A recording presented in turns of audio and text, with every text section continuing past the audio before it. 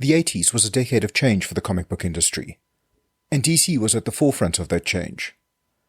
Skilled writers like Alan Moore and Neil Gaiman were redefining what comic books could be, showing that they had the potential to be just as insightful and complex as any other form of literature.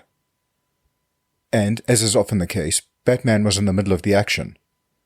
Frank Miller's The Dark Knight Returns and Batman Year One, Moore's The Killing Joke, and Grant Morrison's Arkham Asylum are amongst the most influential Batman works ever, exerting a profound influence on the whole medium. So one might imagine that the villains introduced during this decade were every bit as revolutionary. The thing is, though, that these works were focused on reimagining Batman and his rogues, adding layers of depth and turning them from characters primarily aimed at children to characters that could grip adults' imagination just as tightly. So the best rookie from this era isn't particularly profound or enigmatic, but he is huge and scaly. And isn't that really just as good? Killer Croc crept onto the scene in 1983, not a master criminal, but a monster. And he's only grown more monstrous ever since.